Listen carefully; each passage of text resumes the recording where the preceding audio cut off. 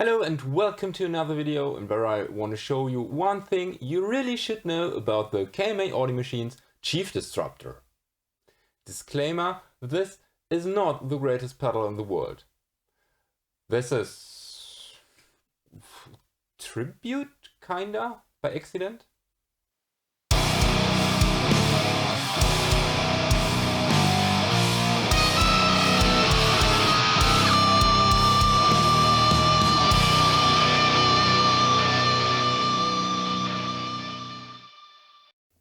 I will just go quickly over the functions and layout of the chief disruptor because I already made an in-depth review that I highly suggest you're watching before watching this video. So the chief disruptor has a 3-band EQ with adjustable mid knob, a blend that we won't touch, master, gain, and 3 switches. This is for the blend, so we won't touch it, and this basically handles the gain structure. I've set it to the lowest gain setting. And here we have an additional top boost that I won't activate yet. So, made in Japan, HM-2 maxed out. Have a look at the curve. Now I want to dial this in as close as possible. First of all, gain.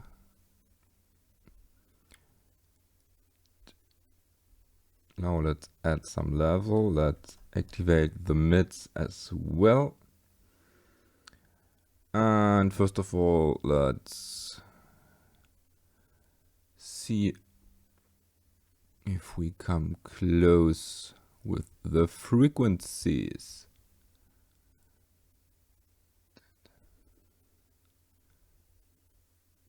So here it should be. Okay. I think we should activate top boost. Now we could actually lower this one. High. So we should add some highs. And we can even lower this. Like this. Bass.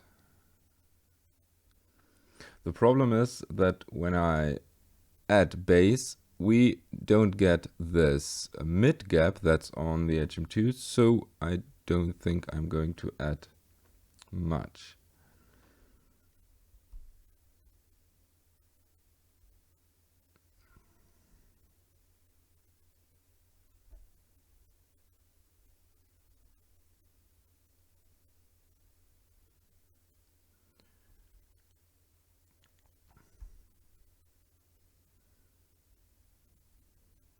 So I think this is rather close. Maybe like this. And we can see, okay, basically the low boost is missing because, as I told you, then I'll get a huge emphasis on the mid frequencies that I really don't want to have. Apart from that, we have lots more highs on the HM-2 and the peak on the actual chainsaw peaks, the two ones at 940 and 1.3, 1.2 is way broader than this peak here. I could play around with the frequency, however, and when I add top boost, kind of gets some more frequencies, although this is too much. As you can see, we're at, for instance, 4K minus 43 and 4K we minus 49. So I leave it deactivated. And with the tight setting, or maybe the heavy setting, I can emphasize more of the frequencies. It adds gain, but I'm not sure if this missing mid gap will affect on the sound. But now let's find out how those pedals actually compare to each other sound-wise.